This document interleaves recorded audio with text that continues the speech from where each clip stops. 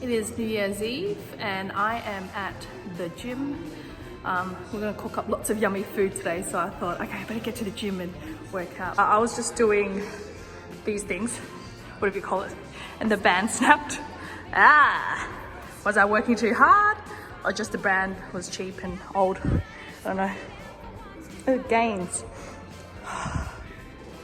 Hello everybody, happy New Year's Eve. It is a scorching 37 degrees in Victoria today. I am actually based in Geelong, and I was watching on the news before that a lot of the shows, like drone shows, some fireworks have been cancelled in Melbourne, and they were actually encouraging everybody to come down to Geelong for New Year's Eve. So I'm expecting a lot of people to show up in Geelong later on today, and I'll take you guys through that. Anyway, I know today's the last day of 2021. However, New South Wales is opening up for their registration of interest for the 491 visa tomorrow. So I wanted to jump on quickly and discuss my experiences in the last few windows that they've had in the last financial year and things to look out for. So before you even start with this application, the registration of interest for New South Wales, you first need to make sure that you have actually lodged an expression of interest for that. And to lodge an expression of interest, you must have a couple of main things. You must have, an occupation on the occupation list. You must have a skills assessment, and you must have English. So you may have done an expression of interest for another state or for New South Wales itself. For me, I would just probably create a brand new one for New South Wales. Make sure it says New South Wales only, and then also make sure that it says that you are willing to live in a regional city in New South Wales. The next thing is that this 491 visa, the whole point of it is to encourage people to be living and working in regional New South Wales. So they have a bunch of different regions, and New South Wales is the only state that does this, probably because it's so big. Like if you look at it on the map, like this place is huge. Like it's massive. There is 3 main streams. So stream 1 says that you must be living and working in regional New South Wales in your occupation for a minimum of 12 months before you can apply under stream 1. And there is also a small note that says they will also accept applications for people working there for 3 months only. And I did successfully do that for a few clients. Last window is we submitted when they only had 3 months work experience in that field. There's a combined occupation list for that, and if your occupation's on that list, you can submit to any region under that stream 1 as long as you've been living and working there for that minimum 3 or 12 months. Now, the submission window is opening tomorrow. I don't know if it's still going to have the little 3 month in asterisk there, so that's something we have to explore tomorrow. Stream 2 is for people who have recently graduated in New South Wales. Again, you must have, your skills assessment, your English and everything. However, you don't necessarily have to have a job. You just have to have graduated recently and still meet your requirements for the 491 visa. Stream 3 is the one that everybody's, been looking at. It is open to anyone now. And if you look at it, last time it had said that you need to have an occupation on the occupation list and you must be living in a state in Australia.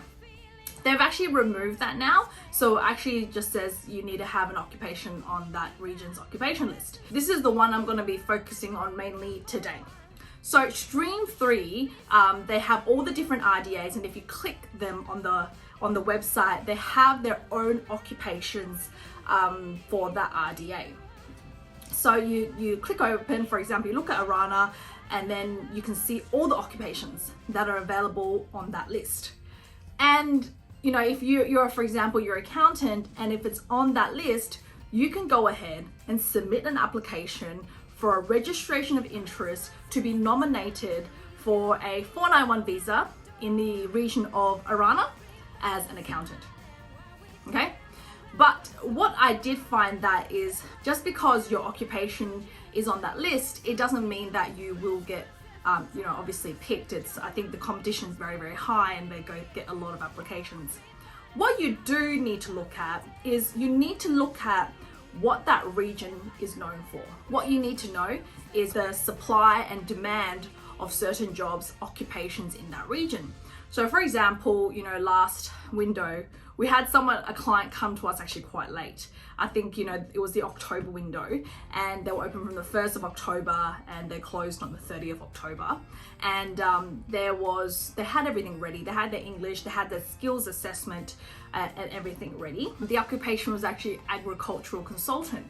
And I looked at that and I thought, oh, this is actually really good, because I know that in Australia, agriculture is a big deal. They're always promoting it. They want to bring in more, you know, skilled people in that field. So I looked at all the regions and I first narrowed it down to, you know, where it was actually available. And then from looking at those, you know, 4 or 5 regions, I had a look at, you know, what those regions were actually known for. And we made our decision based on that. Now, as this person was an agricultural consultant, I looked at all the regions and I thought, okay, well, I think that, you know, Bathurst is very well known for, you know, the agriculture, and, you know, they're currently investing a lot of money into this industry. So we ended up picking Central West, which is the RDA that Bathurst belongs to. And we lodged this really, really late. I think it was, you know, because they came to us late, it took us time to put everything together. I think we must have lodged it on the 29th or something of October. And the next day we actually got an invitation. Whereas, you know, some other occupations I've seen, you lodge in certain states, you know, you lodge, you know, on the day that window opens, you have really high points, you have everything, and you still may not get selected because I guess the demand just isn't that high in that region. With this client, it was, you know, they had 65 points, which is the minimum, and we lodged it in the Central West, and in one day they got the invitation. So when I am doing these applications now, I first look at, you know, their occupation.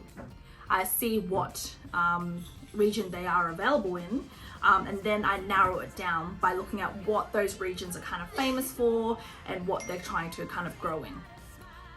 Obviously, if you meet the requirements for Stream 1 and Stream 2, you definitely prioritize them over lodging Stream 3, because Stream 3, there isn't much requirement. You just need to have an occupation on that region's occupation list. And you can imagine how, you know, especially with offshore applications being open, you can imagine how much competition there would be for that stream.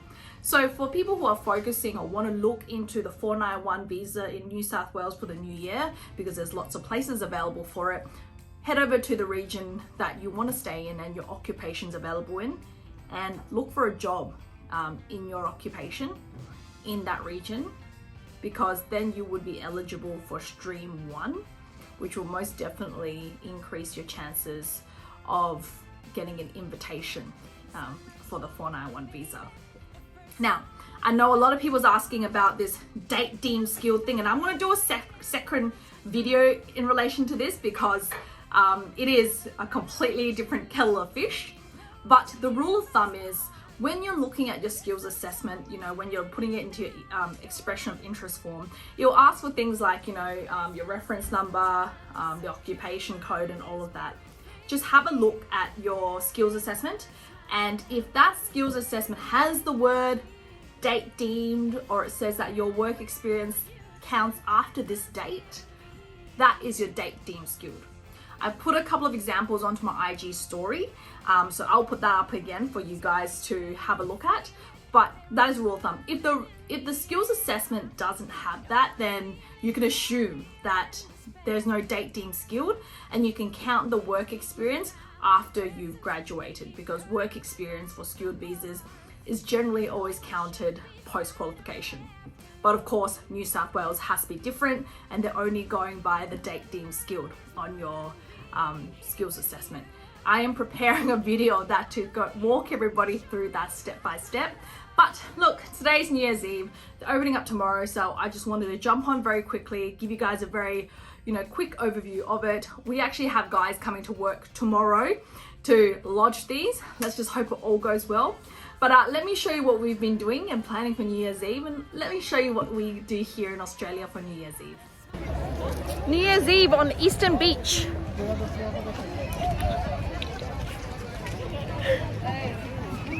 Look at how many people there is, it's crazy. Wow. I think because they didn't do fireworks in the Melbourne CBD this year, So everyone's come to Geelong. Check it out, guys.